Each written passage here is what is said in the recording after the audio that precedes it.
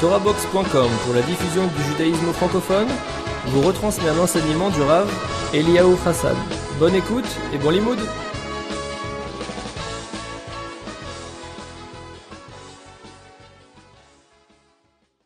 Sur quoi est-ce qu'on doit se renforcer à l'approche de Rosh Hashanah? Alors sur quoi en réalité il y a énormément de choses sur quoi se renforcer. Malheureusement on n'est pas tous des tzadikim et on a beaucoup des très gros dossiers, on a des piles de dossiers sur quoi on devrait travailler. Donc de dire qu'on est plein d'avérotes, plein de fautes, d'accord, c'est pas quelque chose qui va peut-être nous aider à renforcer. Justement quand on voit toute la pile d'avérotes qu'il y a au-dessus de nos têtes, ça fait un petit peu peur. Alors bien entendu, ça ne nous rend pas patour de faire tchouva et de nettoyer toutes ces fautes qu'on a fait.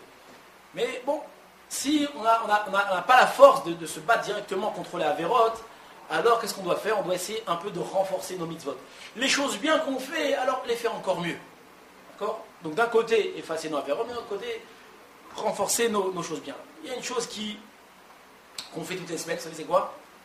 Shabbat. Shabbat on fait toutes les semaines. Le problème de Shabbat, c'est que malheureusement, d'accord, chez moi le premier, Shabbat ça devient chez nous une shriga, une habitude.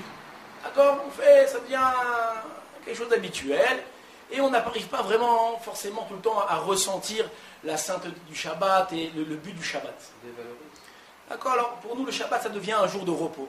Mais en réalité le jour du Shabbat c'est un jour qui est très très grand, c'est un jour qu'on ne sauve pas assez, on ne profite pas assez de ce jour-là. Entre, assis-toi, fais comme chez toi. Alors, pour cela, je voudrais raconter une petite histoire.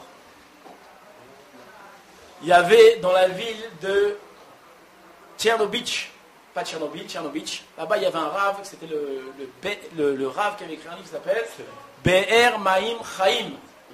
Donc, le rave de la ville de Tchernobych, un jour il y a un juif qui est venu le voir en pleurant, il était... sans pleurer, qu'est-ce qui t'arrive? Il dit voilà, je louais un commerce du Paritz. Le Paritz, c'était qui le Paritz? C'est le gouverneur du quartier. Le gouverneur de la ville, il avait des domaines, il avait des magasins, il avait toutes sortes de choses, et il les louait. Et donc ce pauvre juif avait loué un magasin au Paritz. Et qu'est-ce qui est arrivé? L'affaire ne marchait pas suffisamment. Et qu'est-ce qui s'est passé? Il n'a pas payé le loyer pendant 1 mois, 2 mois, 3 mois, plusieurs mois. Et donc son ardoise, elle s'est accumulée, elle a monté. Le Paritz, il est venu et il a menacé. Il a dit écoute, maintenant tu me dois, combien à l'époque c'était la monnaie? Je crois que c'était des rinch. Tu me dois 500 rinch. Si tu ne me les donnes pas demain, ta famille peut préparer ton enterrement. T'es mort. D'accord? Et donc sa menace était sérieuse et il a eu très très peur, il ne savait pas quoi faire. Il dit comment est-ce que je vais trouver une telle somme jusqu'à demain? C'est impossible. Et donc il est venu voir le Rav et il a pleuré chez le Rav. Le Rav, il a écouté son histoire, il a dit vraiment c'est terrible. Qu'est-ce qu'on peut faire pour toi? Mais qu'est-ce que je peux faire pour toi? C'est une somme énorme. Où je peux trouver une telle somme? C'est énorme. Jusqu'à demain en plus, c'est impossible. Le Rav, il a réfléchi, il a dit écoute, aujourd'hui, c'est le jour du marché. Alors viens, on va aller au marché, on va essayer de faire quelque chose. Ils arrivent au marché, et là le Rav, donc tout le monde voit le Rav arriver, c'est un Rav impressionnant. Il prend une petite boîte et il va tourner de commerce en commerce, d'étalage, de stand en stand, d'étalage en étalage, pour demander Pidyon Jouim, qui veut aider un juif. Il raconte l'histoire et les gens, ils écoutent l'histoire et bon, ils sont émus. Et chacun il met une petite pièce dans la boîte. D'accord? Il y en a même qui mettent des rinch entiers. Seulement, assis-toi. Non, ça me dérange, assis-toi. Arrête. Il y a même des gens qui donnaient des rinch entiers. Cependant, le Rav, il a vu qu'est-ce qu'il y avait dans la boîte, et c'était pas suffisant. Il dit, mais comment on va faire? Il dit, malgré tout. Il avait le visage de cet homme qui était plein de peine de tsahar. Il dit, je peux pas le laisser comme ça, c'est pas possible, tant pis. Et il a continué, il a été prêt à s'humilier, et malgré tout, il est parti ramasser encore de l'argent. Tout d'un coup, qui c'est qui arrive?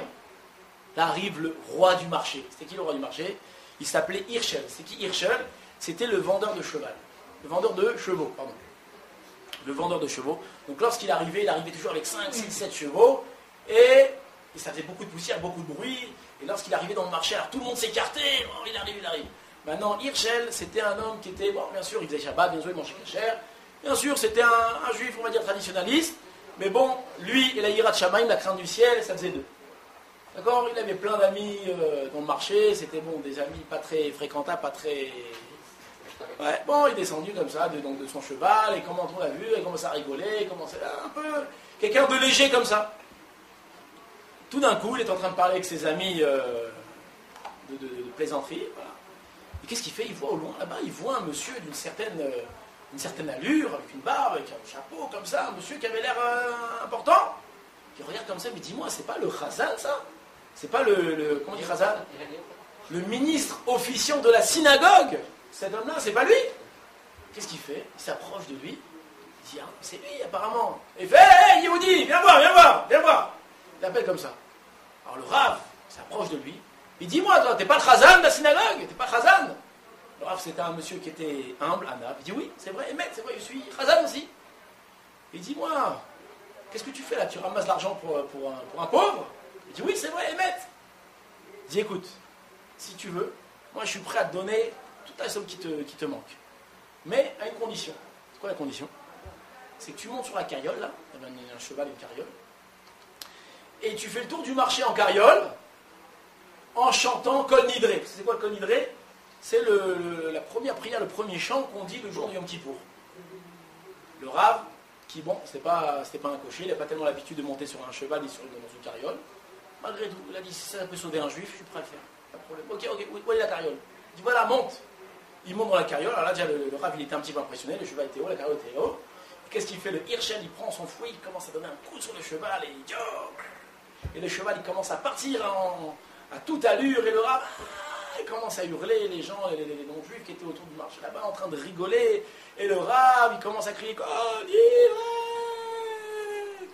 et il commence à tourner comme ça, et tous les gens du marché étaient morts de rire, et regardez comme ça, regardez ce pauvre vieux là en train de sur une carriole, et il refait un tour, et vas-y, tac, il remet un coup, et vas-y, repart, en train d'hurler. Cependant, les juifs qui étaient là-bas, ils voyaient ça, ils avaient honte, ils disaient, comment le Rav de la ville, on lui fait une telle humiliation, c'est honteux. Hop, malgré tout, il a fini Kol Nidré, le Rav, il descend du truc, il y a des rouges, bleus, verts, les couleurs, il transpirait. Enfin, il a réussi. Il s'approche de Hirschel. Hirschel dit, Kol hakavod lecha, vraiment, ça te revient, combien? 500 rinch. Il dit, quoi, 500 rinch? C'est ça, t'arrives, tu m'as demandé, 500 rinch. Il n'y a pas de problème, tu les mérites. Il sort son portefeuille, il sort un billet, il lui donne, tiens, va. Le Rav, il reçoit le billet comme ça. Il dit, vraiment, je dois te remercier de tout mon cœur. Kol hakavod, mamash, Kol hakavod, on dit Kol hakavod, bravo. Extraordinaire, grâce à toi, tu as sauvé une âme juive, un père de famille, tu l'as sauvé grâce